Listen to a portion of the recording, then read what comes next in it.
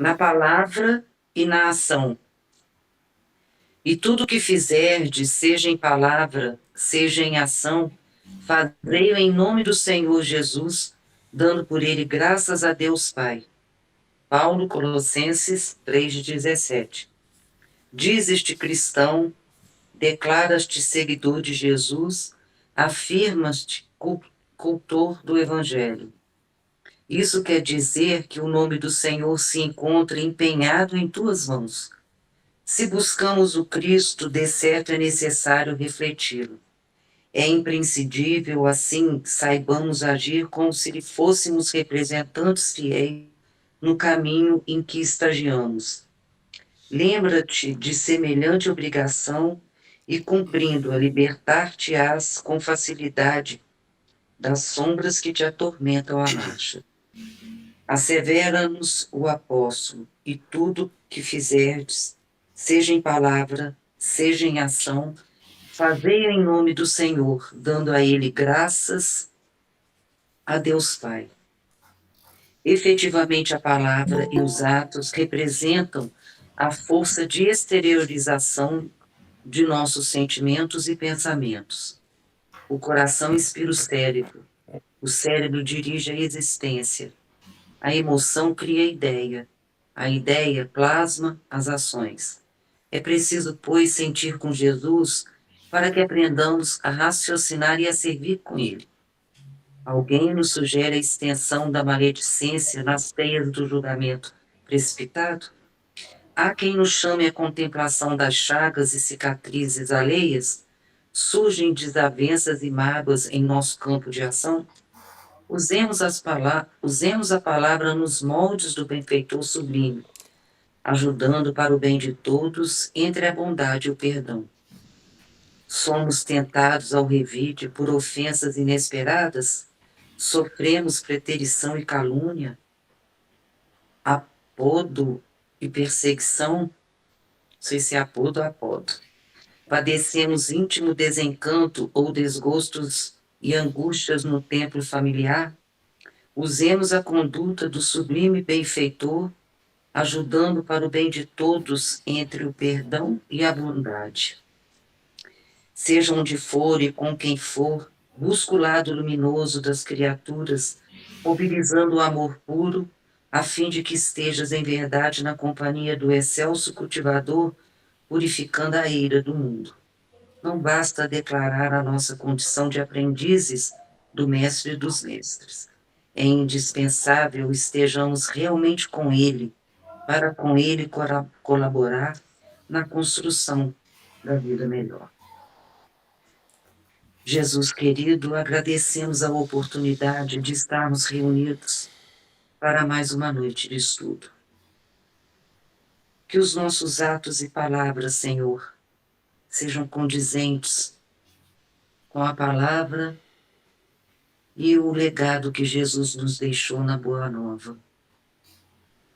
Que as nossas palavras, as nossas ações representem, Senhor, aquilo que temos de melhor em nosso coração, aquilo que nós temos de melhor a servir em nome do Mestre. Que a lição que o Paulo vai nos deixar hoje nos auxilie na nossa melhoria, no nosso aprendizado, no nosso propósito de mudança íntima. Estenda, Senhor, as tuas mãos a todos os irmãos que passam por necessidade, por desafios, pela dor. Abençoe o nosso grupo, a FIAC, os nossos lares, os nossos amores. Que o seu amor, Senhor, encha os nossos corações de luz e serenidade. Fique conosco hoje e sempre, Senhor. Que assim seja. Assim seja. Muito bem. Boa noite para todos. Boa noite. Oficialmente. O estudo da semana passada, a gente estava comentando aí, foi muito bem dirigido por vocês. Foi muito bom, adorei o estudo. E continuaremos da onde parou, né? Foi no versículo Tá aqui, foi o... Nós terminamos o 28, só não lemos a mensagem. Tá, mas para eu entrar no 28, a gente tem que... Eu vou pegar aqui do 26, só para a gente ter o contexto, tá? Tá. Então vamos lá, no versículo 26 do capítulo 8 aí dos Romanos. Assim também o Espírito socorre a nossa fraqueza, pois não sabemos o que pedir como convém, mas o próprio Espírito intercede por nós com gemidos inefáveis. E aquele que perscruta os corações sabe qual o desejo do Espírito, pois é segundo Deus que ele intercede pelos santos. Então a gente termina essa parte, foi muito bem colocado por vocês as questões do orar, tá? Eu só vou fazer uma observação, mas aí é uma observação do texto. Cadê? Quando Paulo, aqui no 26, ele vem falar do Espírito, né? É uma palavra que no grego é um duplo sentido. Porque esse Espírito, a gente já identificou e vocês falaram muito bem, é a centelha divina, tá? Mas ele também significa Deus. Ele também significa Deus dentro de nós. Então, ao mesmo tempo que a gente pode, Paulo está se referindo a essa centelha divina dentro de nós, ele está se referindo a esse Deus dentro de nós, que é a centelha divina. Tá? Então, ele faz uma palavra com duplo sentido, em qual o resultado é o mesmo. Tá? Então, ele está fazendo com que o Criador nos ajude, né? Conforme a gente até falou há 15 dias atrás, né? A gente está falando do trabalho de parto, né? Das dores. Então, que esse trabalho de parto ele seja ajudado com a misericórdia e o amor divino, tá? Dentro, né? De dentro para fora, que é a nossa centelha, tá? Vamos lá continuar. O versículo 28 a 30, até na BJI, ele dá um subtítulo do plano da salvação. Tá? Então, é muito interessante a gente começar agora a mudar um pouco, porque a partir do 28, o bloco até o 30, depois do 31 ao 39, vai ser, assim, uma das mais belas coisas que Paulo deixou escrito pela gente. Tá? E é muito interessante, vou fazer só uma interrupção, mas é só para a gente poder fazer uma introdução no que a gente vai começar a estudar. Porque o Paulo, ele tinha uma noção muito clara, do que é o Evangelho. Para Paulo, eu vou frisar isso muitas vezes ao longo dos nossos estudos, e eu peço até se vocês estão anotando alguma coisa aí, que vocês anotem isso, porque isso foi um ponto aonde a doutrina católica errou, e que Paulo tinha muita consciência e que foi deturpado esse entendimento dele. Qual que era a noção muito clara de Paulo do que é o Evangelho? Evangelho para o Paulo é o próprio Cristo. Tá? Então o que a gente tem? Os 4 livros, ou se você colocar, vamos colocar os 4 evangelistas, tá, do Novo Testamento, o que são aquilo ali? São as memórias de que Jesus falou, daqueles que estavam ali, que participaram, um falou para o outro, e de que Jesus falou e exemplificou. Só que a gente sabe que eles não deram conta de colocar tudo que Jesus falou e exemplificou. Tá? A gente sabe, até pela doutrina espírita, que Jesus fez muito mais que aquilo ali. Muito mais. Então a gente tem os livros da Amélia Rodrigues, a gente tem os relatos de Boa Nova, a gente tem algumas palestras que colocam coisas que não estão ali no Novo Testamento. Porém, a gente fala muito em cristianismo. Só que o cristianismo é um movimento social humano. Quero que vocês façam uma diferença disso. O cristianismo é um movimento social humano. Quando os apóstolos eles estavam se organizando, e Paulo participou disso também, eles fundam o quê? Eles fundam o movimento humano. Tá? É o movimento dos encarnados. Tá? Eles fundam esse movimento. Esse movimento humano foi fazendo o quê? Ele foi evoluindo, foi crescendo, ele foi estabelecendo instituições, foi estabelecendo poder, e muitas vezes esse movimento humano acertou. E muitas vezes esse movimento humano também errou. Por quê? É um movimento humano. O cristianismo é um movimento social humano, e por isso ele tem erros e por isso ele tem acertos. Tá? Todas as escolas cristãs erraram e acertaram. Assim como os grupos de movimentos espíritas acertam e erram. Por quê? Porque são movimentos humanos, gente. São movimentos humanos. Então, a gente sabe que esses movimentos, nós somos imperfeitos. Tá? Nós criamos a Inquisição, a noite de São Bartolomeu, as cruzadas, movimentos humanos, em nome de um evangelho. Só que Paulo, a visão de Paulo, eu quero deixar isso muito bem claro. Paulo, o Cristo vivo é o evangelho. O evangelho é o Cristo vivo, que foi confundido com cristianismo, que é o movimento humano. Tá? Então, Paulo, ele não confunde. Paulo não confunde isso. Paulo é muito claro. Tanto é que nós estamos vendo várias coisas, e vamos ver muito mais, que Paulo fala, e a doutrina espírita está falando isso. Tá? Então, Paulo ele não confunde o cristianismo, que é um movimento humano, de Jesus, que é o evangelho vivo. Tá? E ao longo da história, isso foi deturpado. Ao longo da história, isso foi confundido. Então, hoje você vai olhar um comentarista do Evangelho de Paulo, tem muitas coisas que você olha assim, nossa, mas Paulo está falando sobre o sexo, né? A primeira carta aos Coríntios vai falar isso. Nossa, está falando que a gente tem que ser celibatário, está falando não ao casamento. Não, Paulo não falou nada disso. É a confusão do movimento humano com o que ele deixou. Então, quando a gente lê as cartas, a gente pode confundir. Nós não podemos fazer essa confusão. Nós temos que ler a carta de Paulo com um pensamento puro e genuíno do apóstolo.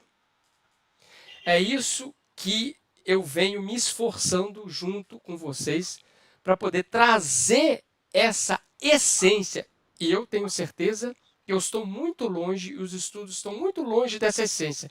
Mas a gente tenta, a gente tem que fazer. Que é trazer o pensamento puro do apóstolo, puro de Paulo. Então, quando Paulo estava encarnado, esse movimento cristão era pequenino. Quando Paulo viu esse movimento começar a crescer, foi quando ele começou a fazer as cartas. Vocês viram isso no Paulo Estevão. Olha, não dá para estar em todos os lugares. Jesus vem e utiliza os poderes do Espírito. O poder do Espírito você vai utilizar a sua essência, você vai utilizar o que você sabe, você vai escrever as cartas. Tá? Então, Paulo, ele presencia o crescimento desse movimento. Por isso, as cartas, elas têm que ser tratadas com muita pureza e com muito respeito. Então, a gente tem que resgatar esse movimento. Paulo não está descrevendo sobre o movimento cristão. Isso tem que frisar muito. Você tem que escrever isso aí. Paulo não descreve sobre o movimento cristão. Sidney, Paulo escreve sobre o quê? Paulo escreve sobre o Cristo. Paulo escreve sobre o Cristo. Tá? Ele não escreve sobre o movimento cristão. Isso foi deturpado muitas e muitas vezes. Tá? Então, para Paulo, servir a Jesus não é frequentar a igreja. Não tinha igreja. Para Paulo, servir a Jesus, o que era que a gente está cansado de falar aqui? Viver Jesus. Ter a fé em Jesus. Não tinha o movimento. Então, como que Paulo vai escrever para o movimento cristão se não tinha? Como que eu vou viver o Cristo? Você vai viver o Cristo lá fora. Não é frequentar a igreja, não é frequentar a sinagoga. É viver o Cristo. Tá? Paulo não fala isso e ele nem estava interessado nisso. Para Paulo, seguir o Cristo era passar por uma profunda transformação moral. Isso é o cerne de todas as cartas de Paulo de Tarso. Viver o Cristo é você se transformar. Se você não se transforma, você não vive o Cristo. É pura doutrina espírita, né? Isso, Marília. Olha como que é paralelo. Uma anda ao lado da outra. Tá? Então, Paulo quer transformar radicalmente o seu coração. Em quê? Numa nova criatura. E que criatura é essa? Modelo Jesus Cristo. Isso para Paulo é importante. Isso para Paulo é importante. O que é importante? Vivenciar Jesus, escrever sobre o Cristo, fazer uma transformação. Isso é que Paulo fala, é o renascimento, é fazer uma nova criatura. A missão, para Paulo, a missão do Cristo é essa. Transformar você numa nova criatura, tal qual ele passou. Ele passou por quê? Por uma profunda transformação. Aconteceu com ele, ele viveu e ele quer que isso se espalhe para todo mundo. Saulo e Paulo viveram isso, comportamentos, emoções e sentimentos. Ele mudou até o nome, mudou o sentimento, mudou a percepção, mudou tudo. Tá? Então, para Paulo, não é quem ouve. Para Paulo, não é quem fala. Para Paulo, é viver. É viver. Esse é o conceito de Paulo, esse é o conceito da fé viva, da fé viva. E Kardec foi muito sabedor quando ele coloca que o verdadeiro espírita, o genuíno espírita, ele passa pela transformação, que é o pensamento original de Paulo. É o pensamento original, é a transformação moral. Essa transformação. Tá? E essa transformação é perfeita? Não. Essa transformação é completa? Não. Por quê? São transformações até a gente chegar no último degrau, que é o espírito puro. Por isso que a doutrina espírita fala assim, olha, para você se transformar, você tem que domar as suas más inclinações, que Paulo chama de sarx. Esforço para superar as sarx, a carne. Então, né, todos os nossos movimentos, eles têm essa imperfeição. Mas se a gente estiver focado em transformação pessoal, a gente vai conseguir. A gente vai conseguir. Tá? O último capítulo do livro A Gênese, que é o último livro do Pentateuco kardeciano, ele tem essa transformação. A sociedade, o indivíduo vão passar por uma transformação moral. Tá? Então, é isso que Paulo trabalha. Paulo quer transformação numa nova criatura. Eu quero que isso frise muito bem. Talvez eu estudos passados eu não tenha deixado isso tão claro. Mas todas as epístolas, todas as cartas que a gente vai ler, Paulo ele está preocupado com a transformação do indivíduo. Ele não está preocupado com a transformação do proselitismo, ele quer angariar mais seguidores, ele quer encher a igreja, ele quer fazer... Não. Ele quer que aqueles que aderiram ao Cristo se transformem, porque vão ser exemplo para outros. Aqueles, nós aqui, que aderimos ao Cristo, façamos a nossa transformação. Eu tenho um vício hoje, eu vou trabalhar para não ter mais. E daqui a pouco aquela pessoa que me conhecia falou assim, mas você não faz isso, não faz isso. Não, mudei, transformei. Entendeu? Ok? Isso aí é só um fechamento, tá? Abri parênteses e fechei agora aqui. É só para deixar bem claro isso aí que... Uma perguntinha. Faça. Essa transformação é a justificação, né? Que ele fala. É o processo, isso, de justificação até a glorificação. Uhum. Entendeu? Isso eu estou traduzindo, entendeu? Porque foi chamada a atenção e eu falei assim, olha, isso aí não está claro não. Então agora eu registrei para ficar bem claro. Tá? Então vamos lá. Voltamos aqui no versículo 28. o plano da salvação, e nós sabemos que Deus coopera em tudo para o bem daqueles que o amam, daqueles que são chamados segundo o seu desígnio. Porque os que de antemão ele conheceu, esses também predestinou a serem conformes à imagem do seu Filho, a fim de ser ele o primogênito entre muitos irmãos. Então vamos lá, vamos começar uma das partes mais lindas de todas as epístolas. Tá? Esse 29 tem muito a ver com isso que você acabou de falar, né? Sim, por isso que eu tive que fazer uma introdução para a gente engatilhar nesse assunto. Tá? Tem comentaristas que denominam, do versículo 28 ao 39, eles chamam de o inabalável amor de Deus. Eu achei muito bonito, que ficou muito parecido com Joana, né? Joana tem um... Como que é agora o livro da Joana? Inabalável... O imbatível... Como que é, gente? Amor. Imbatível amor. Amor imbatível amor. Isso. Sabia que tinha dois. Então eles chamam de inabalável amor de Deus. Por quê? Porque para todos aqueles que passam sofrimentos, né, eles têm esperança que Deus abra para eles. E Paulo trabalhou a primeira parte da esperança. Paulo nos demonstrou essa esperança que a gente não vê, mas ela existe. E ela está firmada onde? No inabalável amor de Deus. Olha só, gente, que bonito que Paulo fez no versículo 28. Ele traz 3 convicções, vamos utilizar a palavra que eu acabei de falar, inabaláveis. Paulo traz 3 convicções inabaláveis. Vamos ver quais são elas. Primeira está no verso 28. O que ele vai falar? Ele vai falar, e nós sabemos que Deus coopera em tudo. Então, qual que é a primeira ação, a primeira convicção inabalável? A ação de Deus em nossas vidas. E nós sabemos que Deus coopera em tudo para o bem daqueles que o amam. Ou seja, primeira convicção de Paulo aqui, ação de Deus em nossas vidas.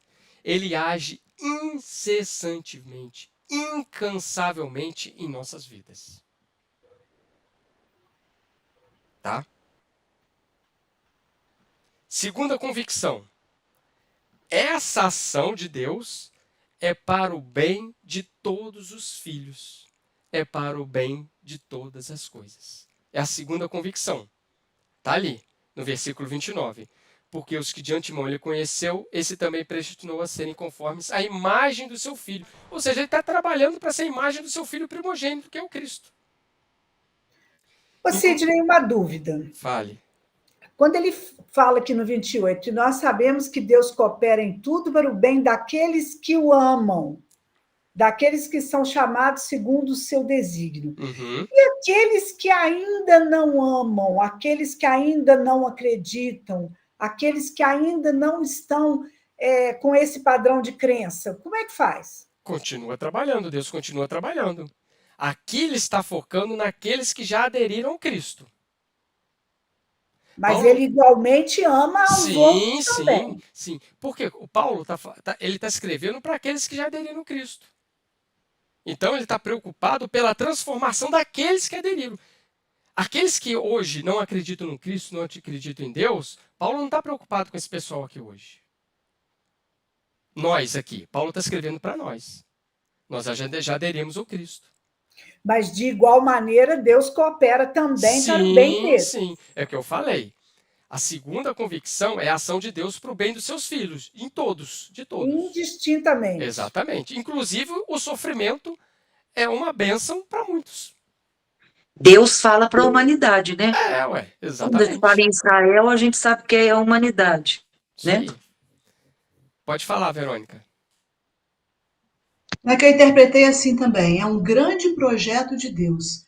Nesse projeto, inclui todos. Agora, existem aqueles que têm a liberdade de aceitar o projeto ou não. Sim. Que são esses que estão na retaguarda. Mas o projeto, né, esse campo de ação dele, é para todos. É isso aí. Agora, cabe a cada um aceitar esse convite, participar desse projeto ou retardar isso, porque uma hora vai participar também. E o Paulo está falando para aqueles que aceitaram o convite. Né? Foram os primeiros chamados. Tá lá. Porque o plano de salvação é para todos. Isso aí. Ok. Isso aí a gente nem discute, mas a pessoa pergunta foi boa porque o Paulo está focando nesse grupo. Ele não está escrevendo para aqueles que não aderiram a Cristo, porque senão não ia fazer frente nenhuma. Eles não iam nem ler isso aqui. Eu acredito que ele estava querendo fortalecer esse grupo que já tinha aderido. Isso, utilizou a palavra correta, fortalecer. Engajar mais o grupo na causa, entendeu? Por isso que Paulo quer que esse pessoal, quer que nós nos transformemos. Esse é o esforço que ele quer que a gente faça. Entendeu? Para a gente servir de exemplo. Olha só, num estudo que eu até pesquisei semana passada, fala assim, ó, o próprio Paulo, escrevendo aos seus discípulos, deixou claro que a graça de Deus se a manifesta. Cadê? A graça de Deus. Não, desculpa, gente. É outro pedaço. O desejo do Pai é que todos sejam salvos e cheguem ao pleno conhecimento da verdade. Ou seja, para todos. Sim. Ele está se referindo ao moldar-se à imagem e caráter do Cristo. Já estavam destinados, ou seja, que todos os que creiam e aceitassem o Senhor já estavam previamente destinados a serem moldados moralmente, de forma a honrarem de forma correta a Cristo e sua palavra, essencial ao verdadeiro adorador. Ou seja, era para todos que já acreditavam e aceitavam Jesus. Sim, já está com o caminho andado. Mas é para todos, né? Como a Verônica falou. Sim. E olha que Paulo saiu para falar aos gentios, tá? É. Ele saiu para falar aos gentios. Coisa que o Tiago não gostou. O Tiago não tinha gostado. Você não vai falar para gentios, você vai falar para esse povo? Eu falei assim, eu vou. Eu fui chamado para essa missão. Eu vou. Ele falou, ele não tinha campo em Jerusalém. Paulo não dava para ficar em Jerusalém. Se Paulo ficasse em Jerusalém, ia ser morto. Não dava. Entendeu? Versículo 30. E os que predestinou, também os chamou. Ô Sidney, eu perdi o terceiro. Você falou um. Sim. A ação de Deus em nossa vida. Falei o 2. O 2, a ação de Deus para o bem de todos. Isso. E o terceiro. Vai chegar agora. Ah, tá. É sinal que você está prestando atenção. Ah, engraçadinho, eu estou notando. O terceiro chega aqui no versículo 30. Ah, tá. E os que predestinou, também os chamou. E os que chamou, também os justificou. E os que justificou, também os glorificou. É a evolução. A terceira convicção de Paulo é o propósito nosso para com a nossa missão. E os que predestinou, também os chamou. Ou seja, cada um de nós tem uma missão. Todos nós temos um objetivo maior em nossas existências. E não é um objetivo genérico não, tá, gente? Não é um objetivo... Ah, você veio para quê? Eu vim para me melhorar. Aí eu vou te perguntar assim, quem não veio para não se melhorar? É. Alguém veio para poder cair? Não. Não tem programação dessa. Né? Ah, eu vim para domar as minhas mais inclinações. Mas quem não veio para isso? Isso é o objetivo de todo mundo. Gravitar na unidade divina, como diz o próprio Paulo. Ok, vamos chegar lá. Mas cada um de nós tem missões muito bem específicas. Você quer ver um exemplo? Todo mundo aqui viu o Nosso Lar 2? Você viu a missão dos 3 que eram? Dos 3 lá? Você viu a especificidade da missão deles? Olha, você vai fazer isso aqui, vai fazer isso aqui, vai fazer... Isso é a missão. Não é a missão, vou me melhorar. É claro que indiretamente você vai se melhorar se você completar a sua missão. Entendeu? Você vai se transformar. Então, aquilo que é a missão. O Chico veio para fazer o quê? 40 livros. Fez 400. Né? Então, assim, cada um de nós tem uma missão específica. Pode ser com a família, pode ser com aquele ali, pode ser com a doutrina, pode ser com a doutrina e aquele ali, e aí a gente vai. Então, a terceira convicção é o nosso propósito, é a nossa predestinação, é aquilo que ele me chamou para eu fazer nessa existência. A fim de que no final dessa existência eu saia glorificado. É claro que eu estou reduzindo todo o processo de evolução aqui para que numa existência eu seja chamado, eu justifique as minhas más inclinações, eu melhore, e eu no final da minha existência eu glorifique através da missão que me foi concedida. Então, a primeira convicção, qual que é? É a ação de Deus em nossas vidas. A segunda, essa ação é para todos os filhos. E a terceira é especificando cada um com a sua missão, para aquilo que você foi chamado. Para que eu fui chamado? Cada um de nós faz essa pergunta e faça a sua avaliação. Tá? Que consta na programação de cada um. É isso né? aí, isso aí. Conta na programação de Vai cada um. depender também de existências pretéritas, né, passadas. Cada um vai ter uma programação específica. Né? É isso aí. Explicou muito bem. Isso aí, específica. As nossas missões são diferentes. Tá? E no versículo 29, eu vou voltar um pouquinho, a gente vai falando, a gente passa, depois volta, mas só para deixar aqui. Ó. Olha só que bonito que Paulo fala. Porque os que de antemão ele conheceu, porque os de antemão, o que ele está falando com isso aí? Deus conhece a todo mundo. Desde o início da nossa criação, Deus conhece todo mundo. Né?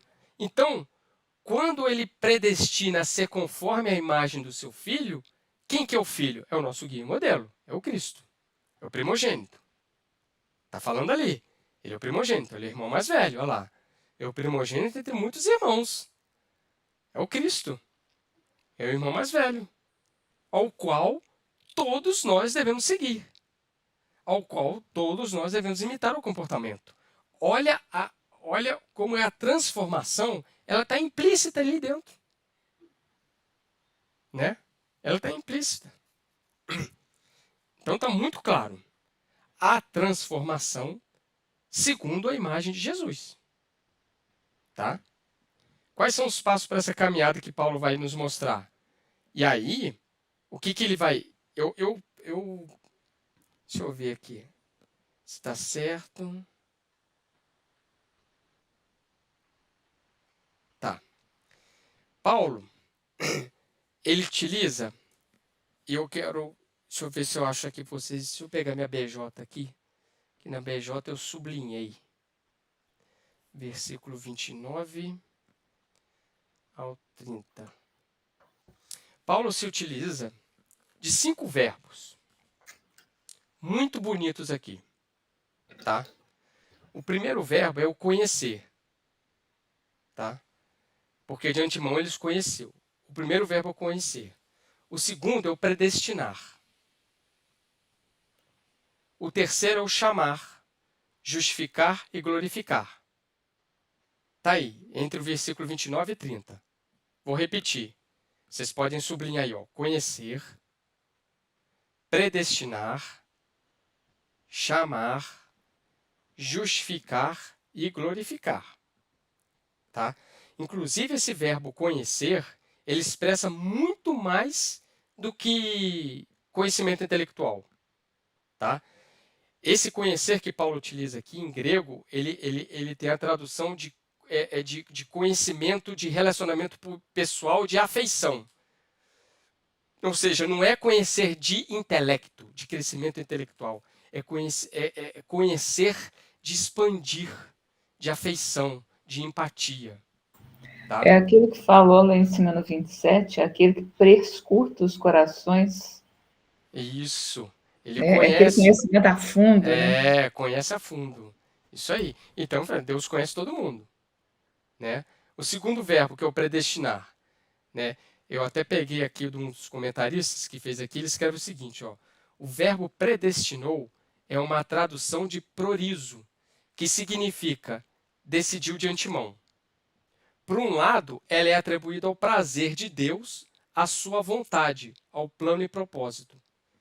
Por outro lado, já existia antes da criação do mundo ou antes do princípio das eras. Então, esse predestinar é o conhecimento que Deus tem de tudo. É isso que a Joelma falou. Ele conhece o nosso mais íntimo.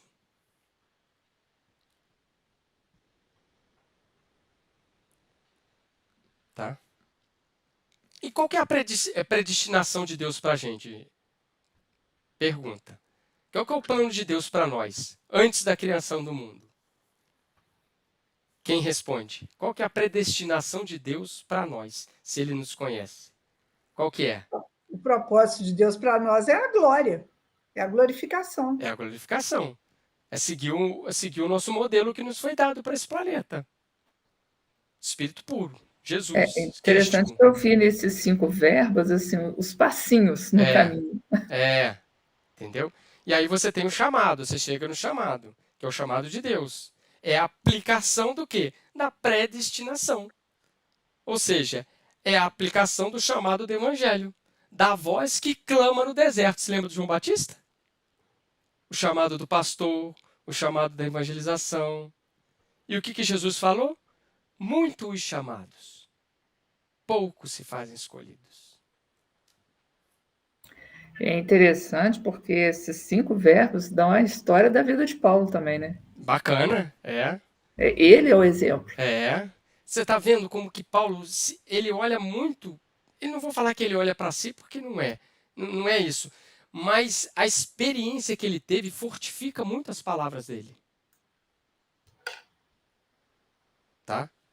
E aí a gente chega no quarto, que é a justificação, né? Que a gente estudou, que é a justificação da fé, percorrer o caminho das lutas, do sofrimento, ser fiel, fidelidade, as lutas que o próprio Paulo teve com o evangelho, né? Acertar sua rota com a rota do evangelho. Esse é o processo de justificação nosso.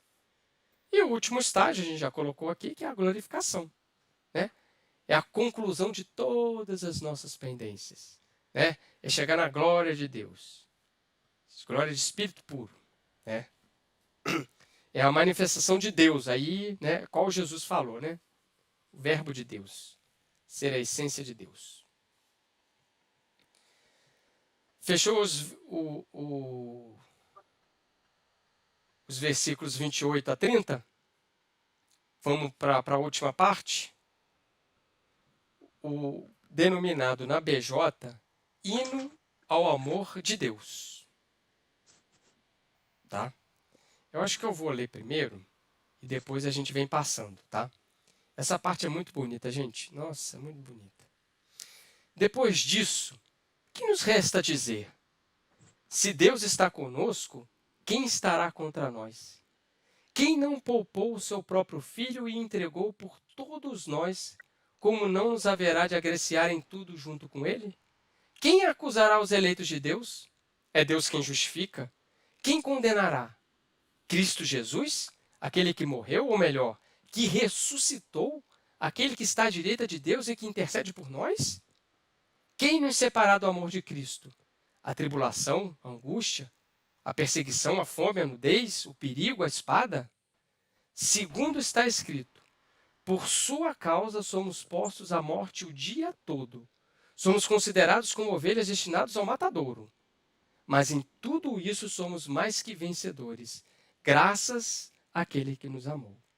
Pois estou convencido de que nem a morte, nem a vida, nem os anjos, nem os principados, nem o presente, nem o futuro, nem os poderes em altura, nem a profundeza, nem qualquer outra criatura poderá nos separar do amor de Deus manifestado em Cristo Jesus, nosso Senhor. Isso é o que os católicos chamariam de profissão de fé, né? Essa é... Olha só, vamos por partes para a gente captar a essência de Paulo. O que Paulo está nos apresentando aqui? Gente, Paulo fez 8 perguntas. 8 perguntas para a nossa reflexão. 8 perguntas que foram baseadas na luta do cristão. Foi baseada nas adversidades que nós passamos. Foram baseadas em adversidades que iremos passar. E foram baseadas no amor de Deus. Foram baseadas na ação que Deus tem em nossas vidas. Olha, vamos lá, pergunta por pergunta. Vamos explorar. Versículo 31. Depois disso tudo, o que nos resta dizer? ou seja... Esse depois disso tudo Depois disso tudo, o quê? De- Essa certeza que a gente tem da proteção de Deus, né? Essa Disso certeza tudo que ele que Deus falou. é por nós. Isso, disso tudo que ele fez com que a gente olhasse da proteção de Deus, do amor de Deus, da esperança, da dor de parto.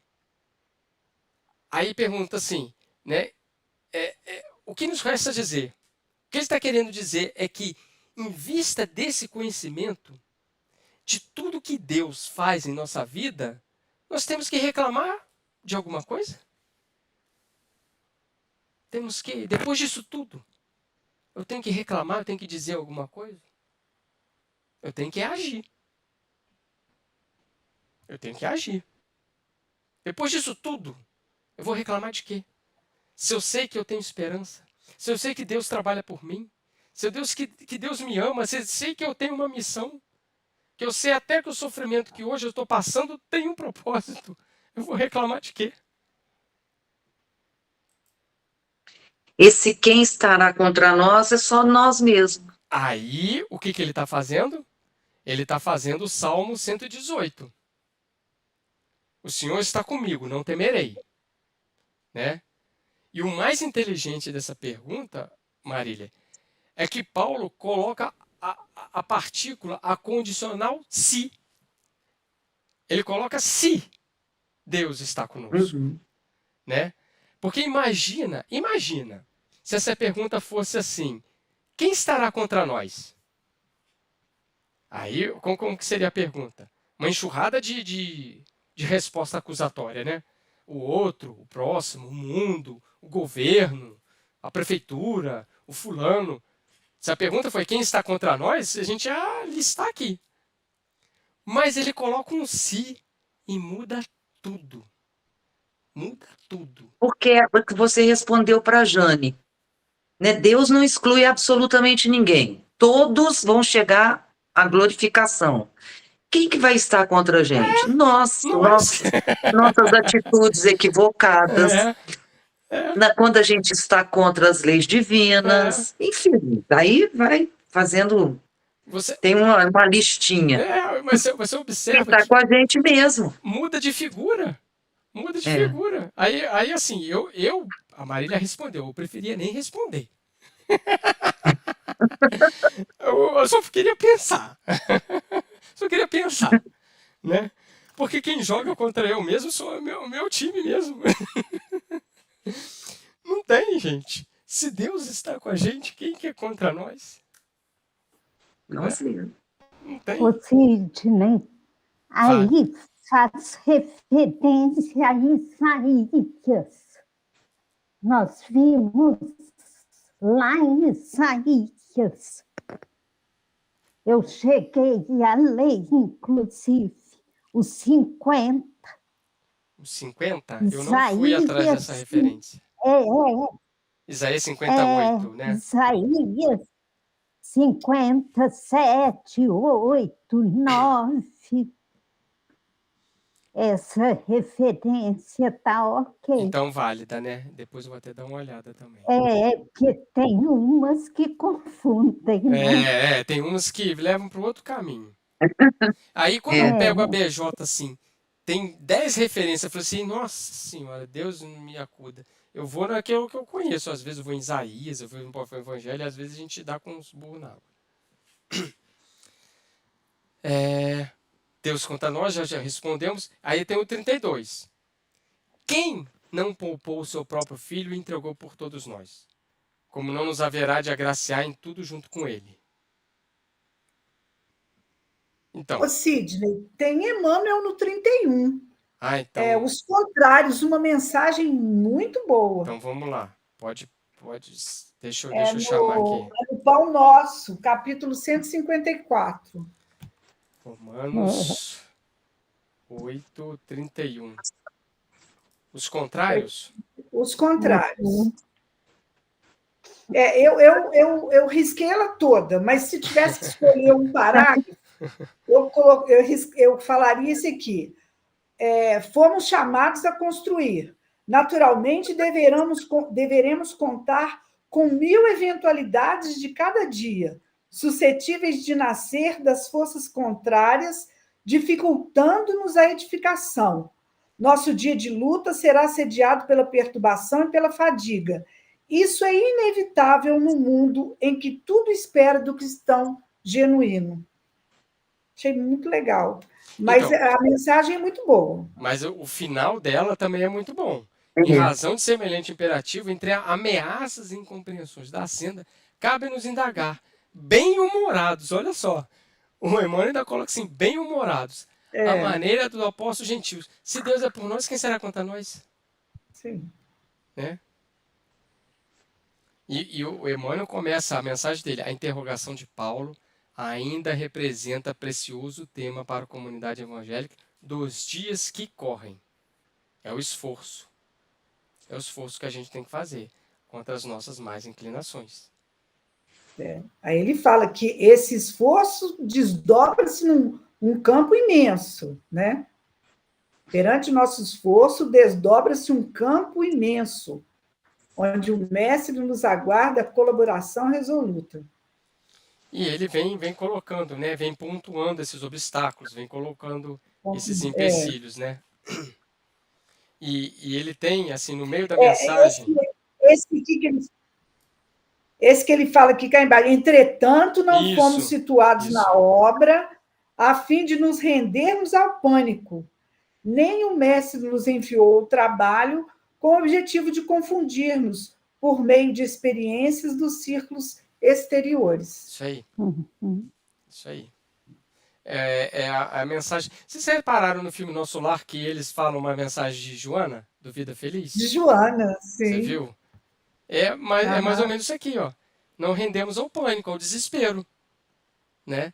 Para que aquele que se desespera já perdeu metade da luta, metade do esforço, né? É o que foi falado Nós até comentamos, só uma partezinha, nós até comentamos, é da Joana, aí a Jane falou, só falta a Virgínia aqui para dar o número. O número da mensagem. Ela está no outro grupo. Depois você fala com ela, já, ela vai estar aí? A Virgínia é uma ovelha desgarrada desse grupo. Mais algum comentário do Emmanuel? Voltemos ali, então, no versículo 32, né? Que ele Tem fala. a outra também, né? Mas a outra de Emmanuel? Paz de espírito. Paz de espírito. Essa aqui não é do Emmanuel, era do 28. Ah, tá. Essa aqui também é do Emmanuel. Essa é bem grandinha. Essa é grandinha. O que eu destaquei nessa aqui, as ciências psicológicas da atualidade nomeiam esse recurso como sendo o poder criativo e atuante do inconsciente, mas, simplificando conceitos a fim de adaptá-los ao clima da nossa fé, chamemos-lhe de o poder onisciente de Deus em nós. Achei lindo isso. Eu também. Render-nos aos desígnios de Deus e confiar em Deus as questões que nos surjam intrincadas no cotidiano. É a norma exata de tranquilidade suscetível de garantir-nos equilíbrio no mundo interno para o rendimento ideal da vida. Eu, como cobro muito, Jane, eu destaquei bem a seguinte. A próxima? Colocar à conta de Deus a parte obscura de nossa caminhada evolutiva, mas sem desprezar a parte do dever que nos compete. Trabalhar e esperar. Eu destaquei para mim, tá? Bastante assim. Trabalhar e esperar, realizando o melhor que pudermos. Isso. Fé e serviço. Calma sem ócio. Isso aí também foi ótimo, né? Uhum. Calma sem ócio. E quando ele fala trabalhar realizando o melhor que puder, é transformação. Porque assim, o médio, o normal, o razoável, é por si só. Mas quando a gente decide colocar o melhor naquilo ali, a gente está se transformando. Né? É aquilo que a gente sempre fala, né? O fácil todo mundo faz. Mas aquilo que vai precisar de dedicação vai precisar de você. O fácil todo mundo faz. Não, e o fácil na vida de cada um é aquilo que já virou conquista, né? Rotina. E às vezes o fácil para você é difícil para mim. Sim, sim. Porque é o que eu ainda tenho a vencer, né? Então, não pode generalizar. Às vezes, uma coisa pequenina para uma depende de um esforço grandioso para o outro, porque é o que cada um tem a vencer. Por isso que as missões são pessoais e específicas, porque o que é fácil eu já conquistei, outra pessoa que está passando não consegue. Não consegue. Entendeu? Por isso que as minhas missões são essas aí. No finalzinho da nossa mensagem de hoje, fala que usemos a conduta do sublime benfeitor, ajudando para o bem de todos, entre o perdão e a bondade. Seja onde for e com quem for, busca o lado luminoso das criaturas. A gente está falando a respeito, eu estou de um jeito, o outro está de outro, mas a gente tem que procurar focar no que é bom no outro. A gente está sempre vendo o lado ruim, né?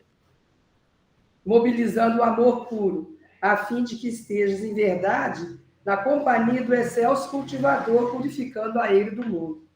Não basta declarar a nossa condição de aprendizes do mestre dos mestres. É indispensável estejamos realmente com ele, para com ele colaborar na construção da vida melhor.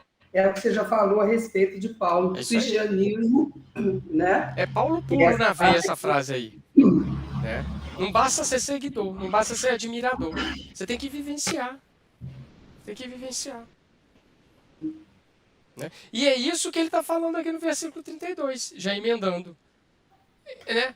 Quem não poupou o seu próprio filho, entregou por todos nós. Como não os haverá de agraciar em tudo junto com ele?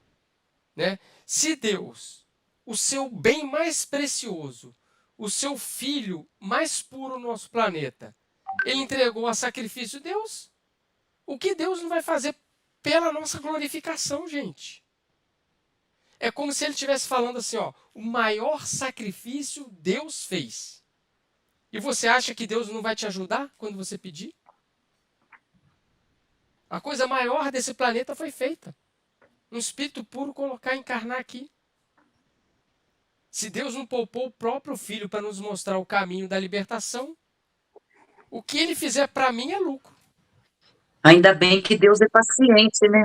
Ainda bem que Deus é paciente. Já pensou se não fosse? A gente estava encarnando de mundo em mundo primitivo eternamente aí. Né? Errou, vai para o mundo primitivo. Errou, vai para o mundo primitivo. Não errou, vou te dar mais uma chance. Né? Vou estar...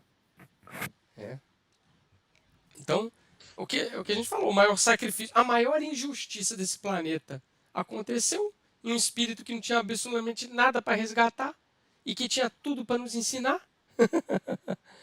Né? Então, e aí eu pergunto para vocês, questão de prova. Que alusão Emmanuel está fazendo nesse versículo aqui? A quem do Antigo Testamento Paulo está fazendo nesse versículo aqui? Quem? Pergunta de prova, hein? Quem do Novo Testamento ele está fazendo alusão nesse versículo 32? A gente falou dele. Eu li os lábios da Verônica. O áudio dela está fechado. Abraão ia entregar seu filho. O anjo foi lá e não deixou. Mas Jesus foi sacrificado. O de Abraão não. Mas o de Jesus, o filho primogênito, ungênito de Deus foi sacrificado. O Isaac não. Né? Essa é a comparação. Que mais que a gente está? Vamos para a quarta. Quem acusará os eleitos de Deus? Né? Quem acusará os eleitos de Deus? O argumento de Paulo é a acusação que pode ser formulada contra nós. Né? Quem que vai acusar a gente? Né? Se ninguém te acusa, eu também não. Quem disse isso? Jesus, Jesus. com a Vai. mulher adúltera. Vai e não peques mais. Ele falou isso para uma mulher pecadora. Se Deus é a suprema justiça, quem vai acusar a gente? A nossa consciência. Nossa consciência. Voltamos lá na primeira pergunta. Se Deus está conosco, quem será contra nós? Tá aí, o Deus interno. Né? Se lembra daquele filme engraçado do Alto da Compadecida? Lá no final do livro tem o diabo e Jesus, né? Um julgando. Cada um teve seu mérito. O padre teve seu mérito, o bispo teve seu mérito, a mulher adúltera teve seu mérito, o outro teve seu mérito. Cada um teve seu mérito. Quem acusou foram eles mesmos. Né? Então, é a pergunta. É a pergunta do 34. Quem condenará? Quem condenará? Ninguém. Então ele pergunta, Cristo Jesus, que morreu, ou melhor, que ressuscitou, e que intercede por nós em Deus, ele vai acusar a gente? Não. Não é ele, não. Vocês estão verificando que todas as perguntas estão voltando os olhares para dentro da gente? Vocês estão vendo que os holofotes das perguntas estão para o nosso íntimo? Ele vai no externo, ele fala de Jesus e volta. Ele fala de Deus e volta. Ele volta. Ou seja, ele está falando assim, quem vai condenar? Você acha que Jesus vai te condenar? Ele que tá falando lá, Deus, tem misericórdia desse povo, porque eles não sabem o que estão fazendo. Se ele está intercedendo por nós, ele vai condenar? Não. Não, ele não vai condenar, ele perdoou. Não, ele perdoou. Ele que é o intercessor maior. Ele vai condenar. Então, gente, vocês observam que a doutrina das penas eternas, implicitamente, Paulo está falando que não existe aqui. Como que uma pessoa vai ficar condenada eternamente ao inferno? Quem vai condenar ela? Paulo está falando aqui, quem que vai condenar a criatura, gente? Se é Cristo que está intercedendo por nós. Não tem doutrina, a doutrina apenas eterna. Paulo está falando aqui, gente. É só ler nas entrelinhas. É interessante que eu achei isso, é porque o Paulo se dirige é uma carta aos romanos, né? O berço da justiça, né? Do direito. Do direito exatamente. penal. Isso. Né? Perfeito, isso aí. E aí desconstrói tudo que eles pensavam sobre justiça, acusação, direito, pena. É a justiça dos homens, né? Você tem a justiça dos homens. Eu fico imaginando assim, o que nó que deu na cabeça deles, né? Agora é tudo diferente. Porque apesar do Paulo já ter toda essa visão, depois vem, né, o cristianismo, o catolicismo, e desconstrói isso de novo. É isso, gente. É isso aí. Por isso que eu fiz aquela introdução. Porque foi tudo deturpado. Foi tudo mudado. Criaram doutrinas, dogmas. E se você pegar o Novo Testamento, gente, você pega isso de Paulo aqui e é de chorar. É de chorar, gente. O que eu estou falando, a doutrina das penas eternas está derrubada aqui. Como que uma pessoa, um espírito vai ficar eternamente no inferno? Não tem, gente. Eu lembrei da imagem do filme, quando o Otávio cai, vai para o umbral, né, vai lá para o buraco, sofrendo aquela situação toda, e há intercessão, mas você ouve a voz dele, aquela voz gutural mesmo. Perdão, mas ele teve que, ele mesmo, teve que cansar daquilo. E não foi o Aniceto que foi lá e resgatou, foi ele que pediu para o Aniceto ir lá. Ele que pediu. Partiu de dentro. É isso que está colocando. Quando ele falou perdão e o Aniceto ouviu. Isso partiu dele. Entendeu? Quantas vezes lá a gente viu no filme que ele abria os braços e os espíritos se afastavam? Né? é o bem maior que Deus nos deu, que foi o nosso livre-arbítrio. Pode falar, Ângela. Não, por isso que lá no 7,14 ele fala, a lei é espiritual. É, isso aí, bem lembrado. Né? Bem lembrado, a A lei lei espiritual. é isso. A lei aqui em Paulo se refere, É isso aí, né? é isso aí. É espiritual, não é a lei humana. Perfeito. Pessoal, infelizmente não chegamos no final do capítulo 8. Vamos terminar semana que vem. Tá? Então, a gente vai terminar semana que vem e já vamos entrar no capítulo 9. Então, nós paramos no 34? No 34. Isso. 34. Deixa eu anotar aqui no verso 34. Ok. Semana que vem, dia 7, hein, gente? Obrigada. Dia 7. Semana que vem, Obrigada. todo mundo no pré-carnaval de Paulo de Tarso aqui, tá? Todo mundo com túnicas, tá? Com pergaminhos, tá? Se possível, rapado a cabeça.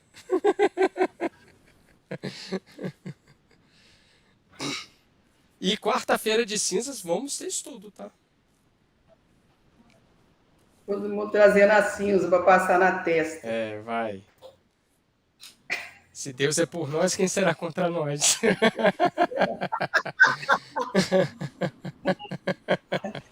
Precisava. Tá vendo só? Depois de Paulo de Tarso, a gente faz outras reflexões, gente. Depois, outras reflexões. Vamos, quem pode fazer a prece para nós? Ficou a Jane de fazer, foi? Oi? Foi você que ficou de fazer a prece final, Jane? Foi? Não, foi, mas eu faço, não tem problema nenhum, não. Achei que você fosse querer fazer para comemorar o seu retorno. Que retorno? Eu tô sempre aqui. Então, tá bom, vamos orar. Mais uma vez agradecemos aos amigos espirituais presentes durante esse estudo, a Jesus, nosso irmão maior, a Deus, nosso Pai, pela oportunidade abençoada de estarmos aqui reunidos.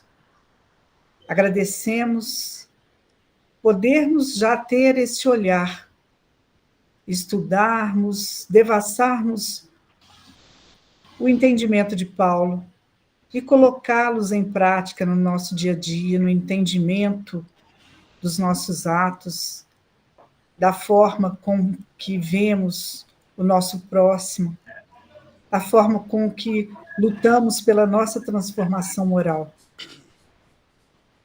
Que Jesus, nosso Mestre, fique sempre ao nosso lado, nos ajudando, nos impulsionando a buscar sempre essa transformação íntima.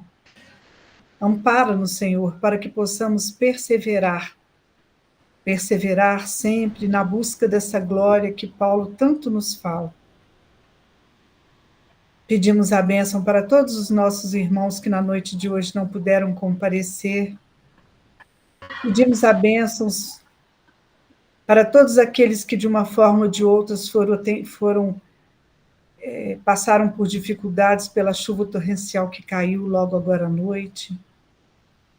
Pedimos a Jesus que estenda o seu manto sobre todos aqueles que sofrem nesse planeta.